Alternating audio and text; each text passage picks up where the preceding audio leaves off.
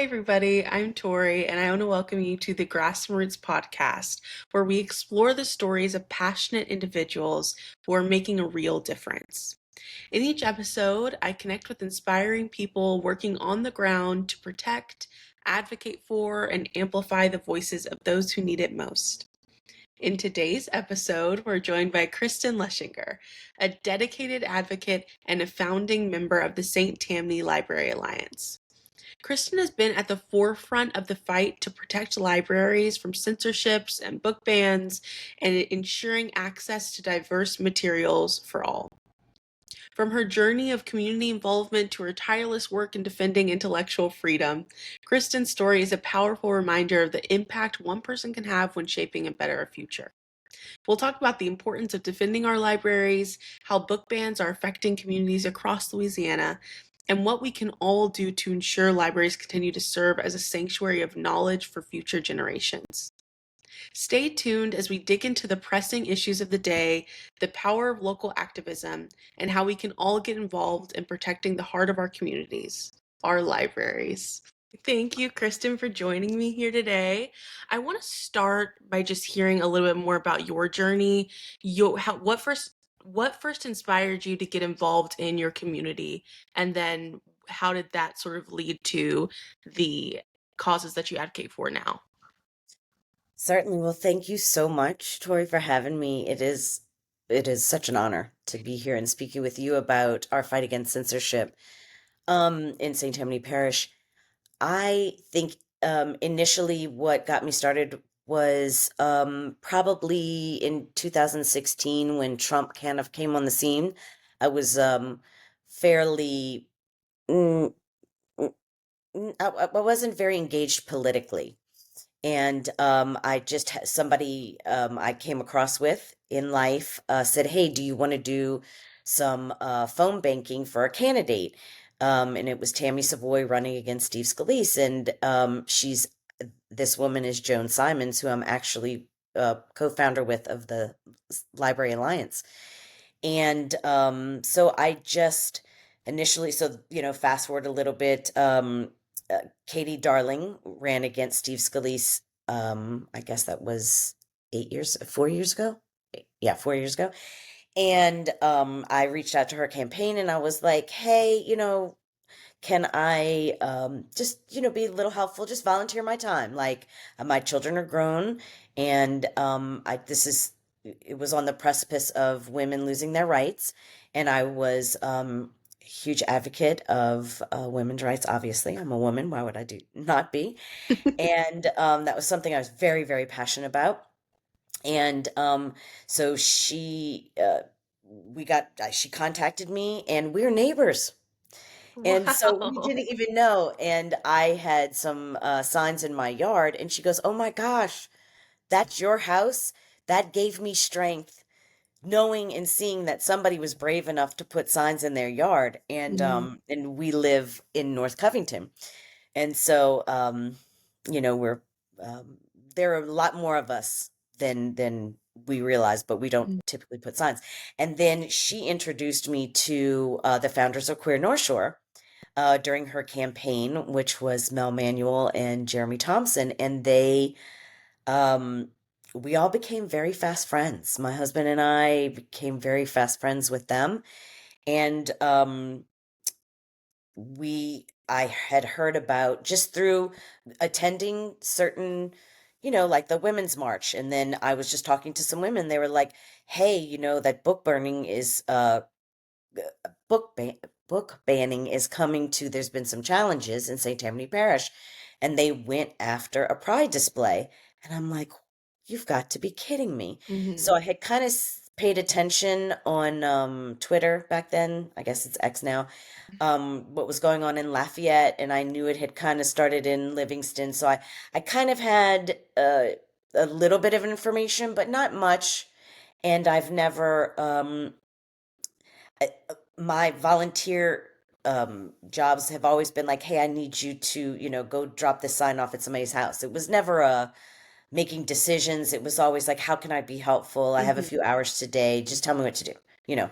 Right. And so Mel Manuel, Jeremy Thompson, Joan Simons, and Sarah Cook and I formed the Library Alliance in Octoberish of 2022. And that's how it started because it really started with complaints about a pride display. Mm-hmm. So they went after our queer community right from the back, the front, and was I did not want to have that. I did Yeah. not think that that was um, okay, and that it was going to be tough for the group of friends that I had just gotten so close to. And I thought, nah, it's, Mm-hmm. I should stand up. And That's so amazing. that's how it happened. That's amazing. I love to hear the beginning of people's journeys in this work because it's usually just one thing or a few things here and there. And it's like this perfect storm of, and it's always starts the same. It's like, well, I never was that politically engaged. But then a few things happen, and then you become like the most politically engaged person in your community. So that's awesome. So can you tell me a little bit more about the Saint Tammany Library Alliance? What you guys do? Yeah, basically what you guys do and why you exist. Sure, absolutely. We formed back in, like I said, in 2022 Mm-hmm. when they came for the queer books in public libraries. And so, basically our mission is to maintain that all libraries are for everyone. Mm-hmm. Everyone. Everyone, every idea, all of them are represented. And so that's how it began. And it has it has become um a wide variety of things like advocating for um you, contacting elected officials, and when the elected officials change, it is continuing to forge relationships with those elected officials, give them a different perspective, showing up to library board meetings, speaking out, making sure library board members are appointed that actually want to advocate for the First Amendment and understand their decisions and how they impact, because board members are responsible for budget and policy in libraries. And so that all of a sudden has become very polarized, and politically polarized, who gets on what boards and what decisions are made. And I think it was Ann Richardson of Texas. I love this quote. It's one of my favorites. It says, if you want your voice to be heard, you need to get a seat at the table. If not, you're going to be on the menu. Mm-hmm. And so I think that that is very true because I have watched it happen. And so my passion is because I'm in my mid 50s, I want to see younger generations, those 30-year-olds, out there. And so I just want to be empowering for them to, yes, go run, like Mel, they ran for Congress, Mm-hmm. and, advocate for just anyone who's young, like, hey, you can do this, and I'm going to be here Mm-hmm. just to help with whatever I can, because I think it's important for the young people to shape their future. And Mm-hmm. so I think in the work with the alliance, it's been a lot of different things, but our main goal is to just make sure that those books that represent everyone Mm-hmm. remain in the library. Yeah, I love that. Can you talk a little bit more to what you just last said of about why is it important? People that don't understand or people that maybe hear about book bans and I don't know, for whatever reason just doesn't really I don't know, they're just not as maybe scared about it as other people. Why is it so important that we have access to diverse materials in our libraries? Well, I think that just my opinion, that I think that the libraries are the keeper of all the information. Mm. And I also think that I have read books. We've all read books that I like, uh, one particular genre of nonfiction, type of books, and some, and then I have different versions of what I like. But Mhm. if I stay in my same group of people that look like me, that think like me, I never grow, Mhm. right? I never understand um, what it is to in somebody else's shoes, right? So that provides me with empathy. So when I read books and they show me a different life or a different perspective, I think that makes me more empathetic and more loving, more caring person, because now I have a story in my head of someone who is not like me, Mhm. and their experiences in life and what how they felt about it. And I think that's very important, that we as society don't get stuck in our one little ecosystem of Mhm. what we um what we see daily. And Mhm. I think that um I think that's one of the main reasons why a library, you can go and pick up a book on anything. And even if you're doing research, like, well, I want to know more about, something that happened in history. Yeah. Um, I, I don't know. So libraries should be that community hub of Mhm. different services. It's not just books. It's services. It's coming together in a community. It's taking classes and maker spaces and free seeds to plant in your garden. Um, it, it's kind of like where all the smart people go and hang out. Mhm. And you like, if you just want to be smart, like just go sit and read a book and learn Yeah. something. So that's Uh-huh. kind of how I view it. I love that. You said so many things that are so good. Just the simplest thing is it's the place for information. Like we don't need to be banning the information that is in this space. Like we just don't need to. There's no reason. And then also, yeah, talking about the empathy and being able to learn more. Especially I think about I mean, even book bans on, targeting a pride display, for example, in a rural area in the South where maybe we don't have the representation around us like you would in maybe another city. So even that being so important for, any person of any people of any age to be able to find things that maybe, their community doesn't reflect what you can find in a library. But I want to hear a little bit more about what it's like, maybe what challenges you faced with the alliance in fighting these book bans. Like what does that actually look like and how do you navigate that terrain? Yeah, I guess I'll just leave it open-ended like that. What has that been like for you? Oh, Tori, it has been a ride. Yeah. It has been a ride.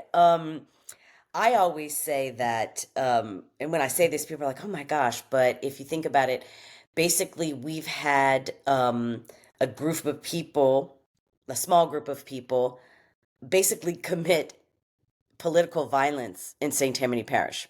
And when I say that, it's because most people don't even realize what has happened here. We had that complaint. The pride display was complained in June of Mhm. 2022.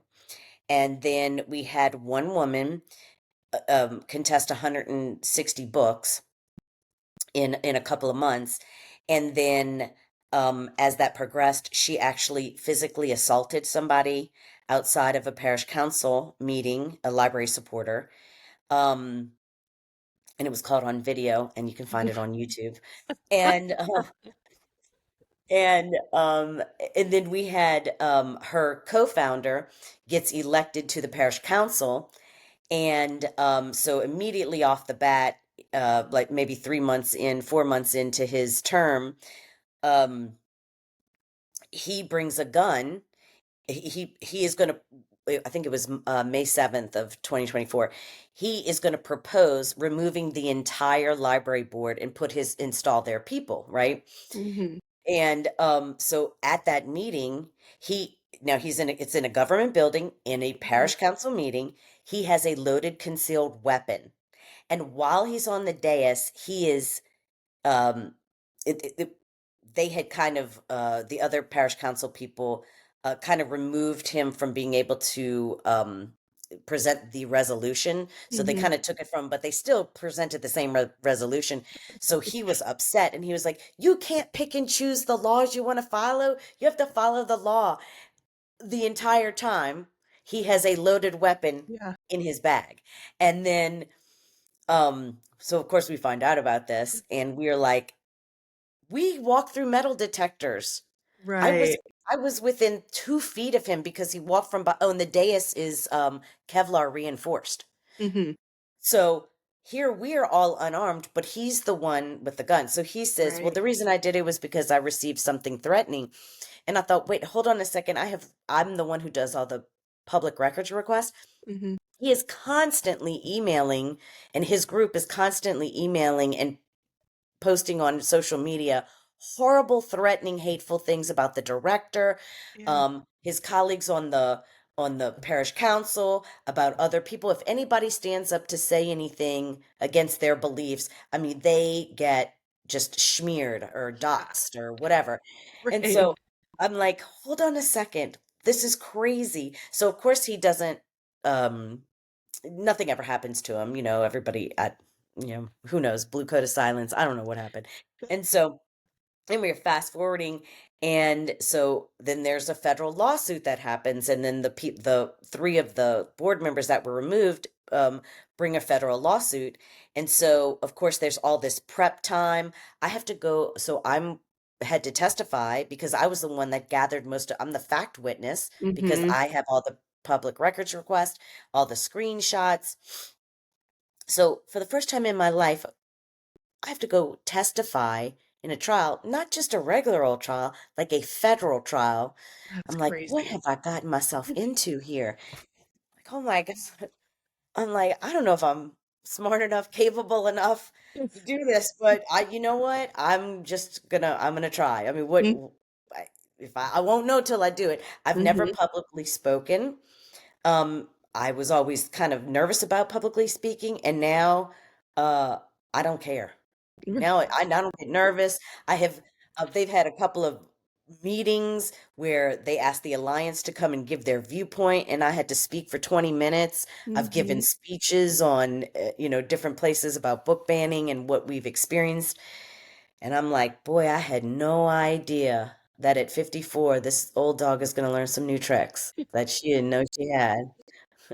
But it's That that is passion. It's wild. that passion. It's Yeah. like you are not going to take away a library for our community because Mhm. you don't agree with it.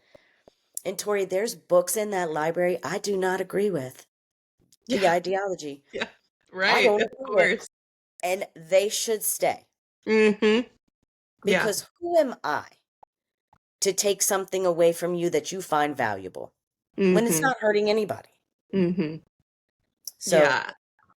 that Definitely. I think that's also the hard thing is just the entitlement. Even when you're talking about the just aggression and threats from your opponents, I don't know how to phrase it, but like people that, are for these book bans, the entitlement of thinking one that we should be able to ban these books just because we don't agree as a person you don't agree, that's just so crazy. And then the entitlement to be so aggressive afterwards. I think I don't know. Why do you think that people get so emotional about it? Is it I don't know. Do you have an opinion on that, on why you think maybe that is the case? I do. Um, I grew up watching four channels of news, and they were only came on at 12 and 6 and maybe 10, right? Hmm.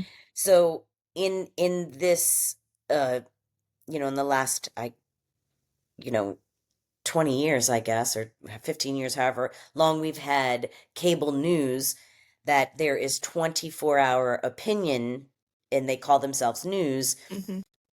You Whatever you feed your brain with, whether it be love and kindness and good things, or, oh my gosh, the whole world is coming to an end because, the immigrants are coming, or the gay people are going to make everybody gay, or whatever you're hearing, that fear mongering, you start to believe that that's the enemy. Right. And I've watched it, the slow tick of that, and I've watched it creep through our community. Hmm. And I've also watched Mel and Jeremy with Queer North Shore have the first Pride Parade last year in June, and we thought, yeah, maybe 100 people are going to show up. 700 people showed up on the Mandeville lakefront Wild. and Yeah. celebrated Pride. Hmm. And all of us allies and people, the whole community, we had a fantastic time, and it rained and they were like, we're just gonna roll. And we just danced in the rain. It was so much fun. So they Hmm. just got the permit to do this again this June. And it may look different. We've had a year of people amping up and deciding that for some reason what other people do and who they love,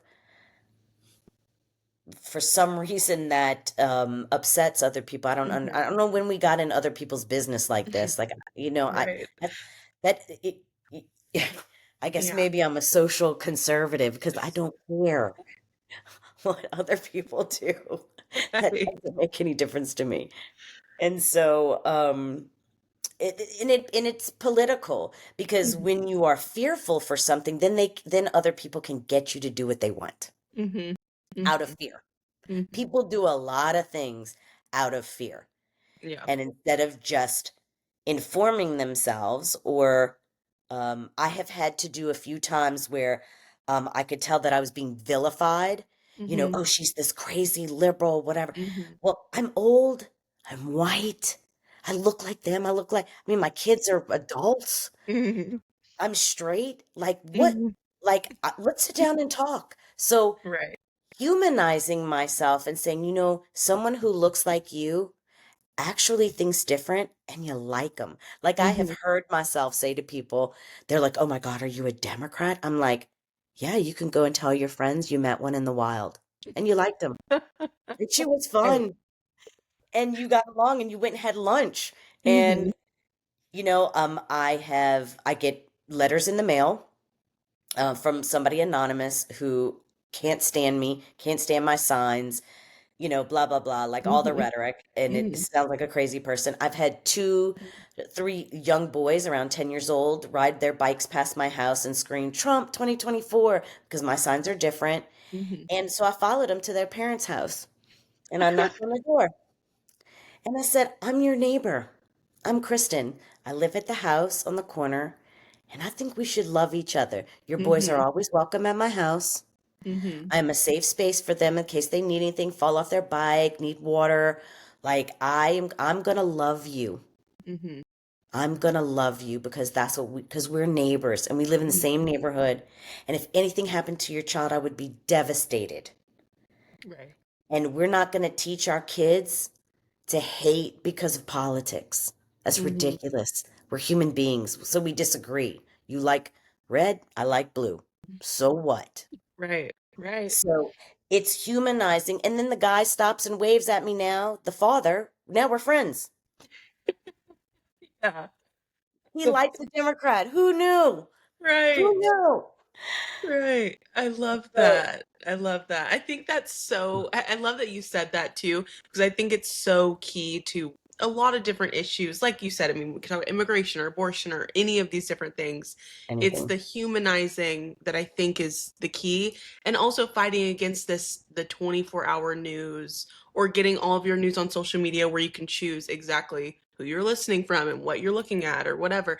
That Right. we have to be able to connect with one another no matter what, just Yeah. connect with people around us. So I love that you touched on that because it's so true. I don't know how else to fight against some of that, some of the arguments other than we just have to connect and talk and sit Just down and be talk. able to see each other as people.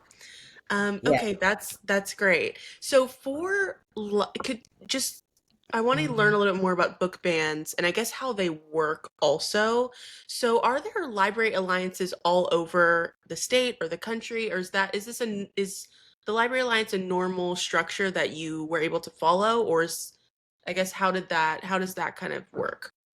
So what we did when it kind of first came to St. Tammany Parish, I reached out to Lafayette. I kind of found out who um, was fighting book banning in Lafayette, and what they essentially did was defunded the library, Mhm. and then went after, like, they Mhm. haven't. We've had the most book challenges. Each parish, they do it a little different, but it's the same playbook. Got it. It's just because our millages all fall at different times.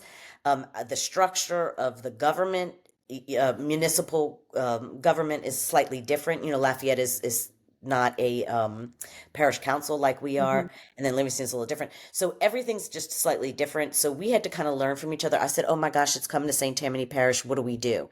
And she says, "Fight like hell."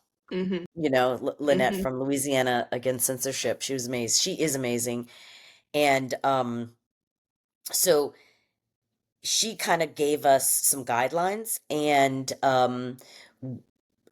Jeremy and Mel, I think, reached out to every library, which is a national organization that kind of helps. So they kind of helped put a website together for us, like a template for us Mhm. to be able to do. And then we call on occasion. They have not given us any money in any Got it. sort. They just provide a resource of help. Like, have Mhm. you tried this, or maybe do that, stuff like that.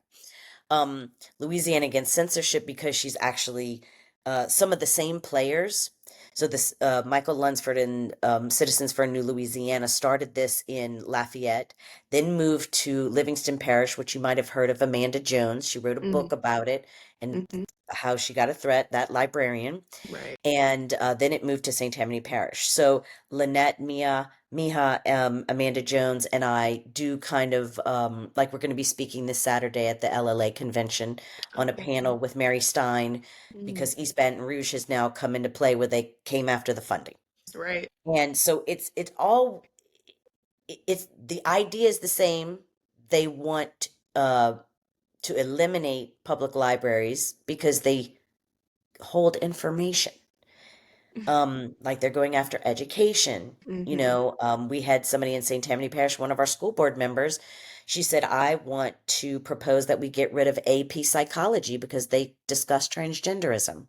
So you're Oh gonna my goodness. rob people of education Yeah. because there's might be one paragraph or a half a page Right. in a book Mhm. just discussing, not advocating, just defining Mhm. different, people's sexuality. Okay. Yeah. And so, um, that's what we're dealing with in St. Tammany Parish, and the council people. We are a conservative parish. Okay, well, in this conservative parish, 66% of parents who have minor children chose a tiered library card because they that they instituted this new law in 2023 where parents had to choose tiered library cards, children's section, be what Mhm. books they'll have access to. Got And it. so 66% of this parish chose for their children to have unrestricted access to all books in the library. I think that's community standard. Yeah. 66% of library users, the parents, chose to let their children have access to every book. Mhm. Mhm. And that's important. And so Definitely. this is not like, as political as it is, this is not a Republican, Democrat. It really isn't, because our Mhm. group is composed of all religions, independents, Republicans, Democrats. Uh, it's really kind of just, we we see it's the same playbook. Mhm. You can see Moms for Liberty when they quote Adolf Hitler. Mhm. Once you control the youth, you control the future. Right. Okay, that is like a red, blaring red light. Mhm. And Mhm. we also see the same thing. If you study history, the first book banning in 30s was the LGBTQ Mhm. clinics library about sexuality. Those were the Right. first, and then everybody was killed who was involved, murdered. So when you see history like that, you're like, hold up, we're not going to do this again. We should have Mhm. learned from that. Yeah. And so but I don't know, I probably digressed into No, no, something I love that that. you asked. I love that. That's great. And it kind of brings me to my next question. I just want to ask about, I guess, do you feel like book bannings and the conversation around book bannings, do you think it's getting the attention that it deserves? Because I feel like there are a lot of people that still maybe kind of hear about this and are like, oh, like whatever, and don't really sit to like really think about it. But I guess, do you think it gets the attention that it deserves? And if not, what can we maybe do to continue talking about it and making it a larger conversation?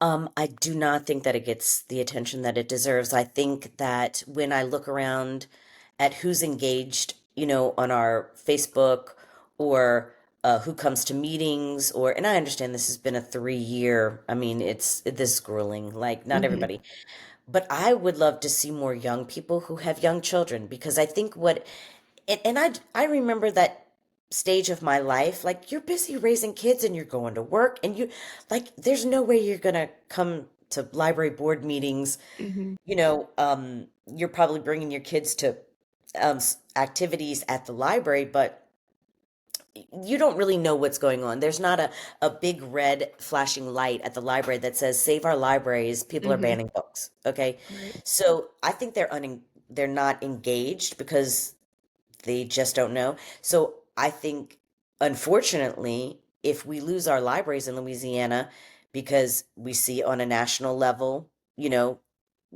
Trump defunding museums and libraries and Hmm. cultural arts, um, that is one of the seven fascist, Yeah. warning signs. Hmm. And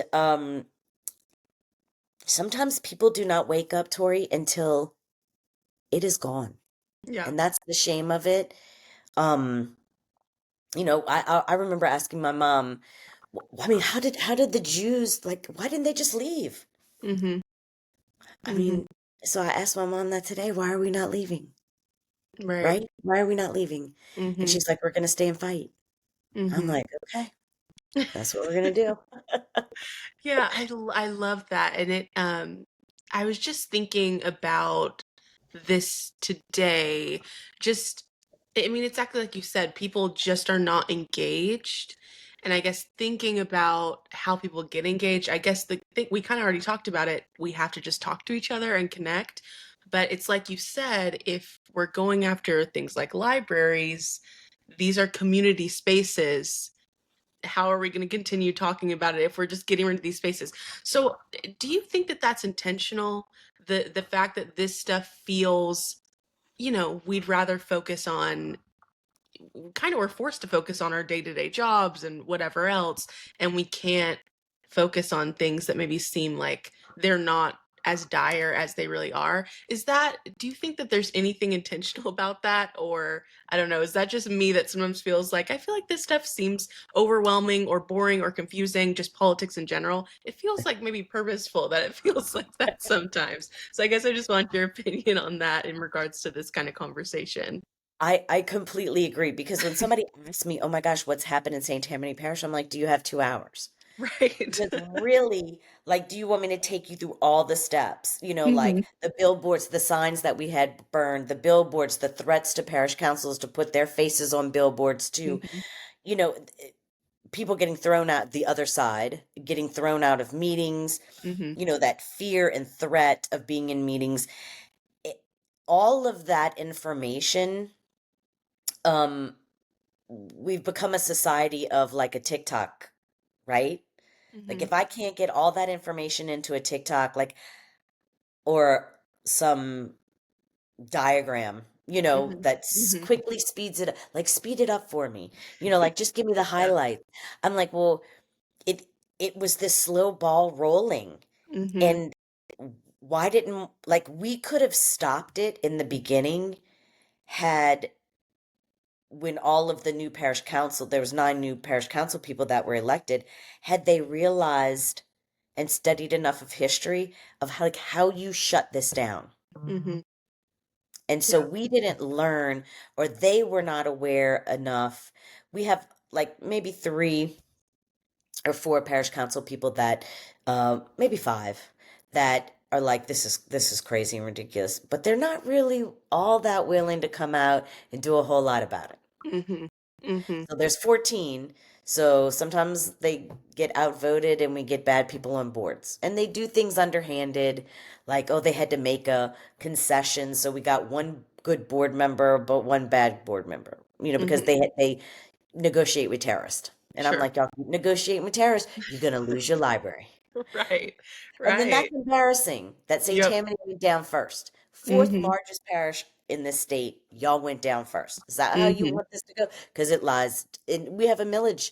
We're all voting for a millage right now. Mhm. And so you have some people, we went to one of the parish councils, they have district meetings to discuss what's on the ballot, etc. Mhm. And she told us to remove our library signs. They were not alliance signs. They were issued from the library for Wow. to advocate. And she's like, you can't have those in here. I'm like, wow, Yeah, that's crazy. wow. So it's a constant battle, but I think that there's a lot of information, and they hit you like blitzkrieg. Like you don't know which way to turn first. Mhm. You're just trying to pay for eggs, Mhm. right? Right. And then everybody's like, oh, okay. Like there was just so much more going on. I didn't know. And I Yeah. was like, all the signs are Yep. there. Mhm. Pick your poison, pick what you're passionate about, and fight that one thing. You can't fight them Mhm. all. Mhm. Reproductive health, go fight it.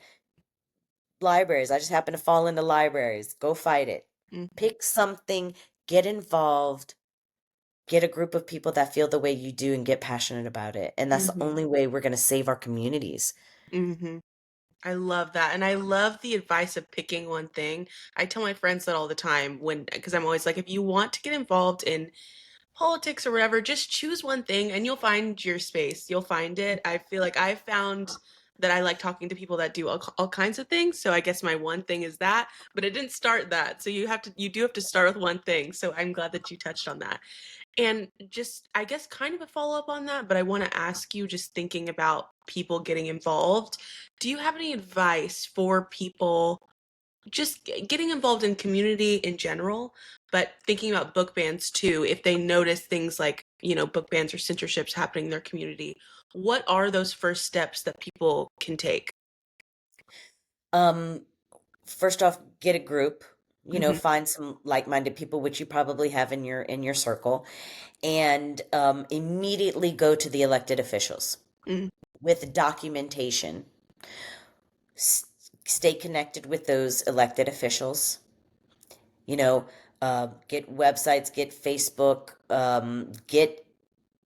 get involved. Know the players on the board. Make sure your library director knows who you are. You go and speak, advocate for them. It's showing up. Hmm. It's showing up, but it's also the relationships you have with elected officials, um and form a relationship with them, you know, Hmm. and kind of let them know what's going on, and that you expect them to protect you. And it's a we've done a lot of different things, to get people to come to meetings. We've had bingos, like where they say the same things, like little cards with little blotters, and they're like things that are often said in meetings, or Hmm. who shows up to a meeting or who doesn't ever show up. The lady who submitted the 161 statements of concern and who actually assaulted somebody doesn't show up hasn't shown up to a meeting since October 2022. Hmm. So we're always like, oh, that's a free space. We know she's not showing up. So I mean, get creative. You have to find the humor. Mm. You do. So you know, and I'm sure you will see the humor if you go to our Facebook page, St. Tammany Library Alliance. You will see how we trash the councilman who brought a gun into, that started all of this. We poke Hmm. because you have to find the humor in it that makes it serious. I mean, it's because it's very serious Yeah. of what we're watching happen. And Hmm. so I don't know. You find your tribe, but get to know your elected officials. Mm-hmm. First I name love that. basis, cell phone numbers. Get them and get in their face and show up at their meetings and shake their hand. You know, always be there. I love And that. Can you go a little bit more into the elected officials, like part of the conversation? What does it look like to hold them accountable? I know you touched on it a bit, but even just to break it down for people that maybe would not even know where to start with that, what does that look like? Yeah, what does that look like? sure. So I don't know how it began, but this is where we are today. So I show up at the parish council meetings and, I look at the agenda beforehand. It's like a little bit of homework. You like look at if there's anything that has to do with the library or, you know, First Amendment speech or like our parish council, the council members said the prayer, the invocation prior to the meeting. And I was like, that doesn't seem legal. Um, and interestingly enough, I'm in college finishing my criminal justice degree. And so I was like, I think I just read something like I don't know. I was taking a poli sci class and I Uh-huh. was like, this doesn't, I don't know, something doesn't sound right. So I do some looking, investigating. I'm like, no, elected officials are not supposed to say the invocation because they're exerting their influence over the constituents. But it's perfectly fine to get to say prayer, but Mm-hmm. they need to invite somebody else in. So, I'm like, just a little something like that. If y'all can't do that right after I bring it to your attention, or somebody Mm-hmm. else brought it to their attention, I was like, okay, well, then there's a national organization, right? So the national organization sends a letter and they still violate it. But I mean, it's like little things like that. It's Yeah. like, hold on a second. But also get to know your reporters, your local reporters, get to know them, get and feed them information. Do public records requests. So find out who's communicating with you. Who is, a board member communicating with a library director? Mm-hmm. What are they saying? So once you have all that information, make sure you catalog it correctly because in case you have to testify in court, you're going to need to know that. And also call them out. Call them out publicly on, you know, neighborhood channels and say, "Hey, did y'all know that this is going on? That here I received this public records request and I don't think this is right." Mm-hmm. And Yeah, that's funny that you mentioned the prayer thing. I remember my first city council meeting. I thought the same thing. I was like, this feels so strange to be praying so in this city council meeting right now. I was like, this feels very weird. So that's funny that you brought that up because I thought the same. I remember that feeling the same way. Thank you for this, Kristen. I'm gonna go ahead and close us out. But I would just want to say again, thank you so much for sharing your insights and more about your work with the St. Tammany Library Alliance and just in general your work in your community, your dedication to defending uh, things like intellectual freedom, really, and amplifying voices of people in your community is so inspiring. You've inspired me to look more into the Baton Rouge book banning situation because I've been following this story, but I haven't really been as invested as I should be. So I'm going to look more into it after this. Thank you for that. Libraries play such a crucial role in our society, so I really do appreciate your advocacy and your work. And thank you for being here. thank you Is for there anything you'd want to share or final thoughts before we close? No, I just wanted to say appreciate it and please have your followers follow us on Facebook at Yes. St. Tammany Parish Library Alliance. And we also have a website, sttamanylibraryalliance.org. So any information or reach out to us if you have any questions or if this is happening in your parish. We're here to help.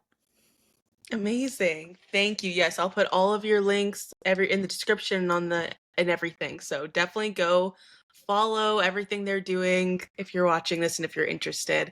Thank you, Kristen. Thank you, Tori.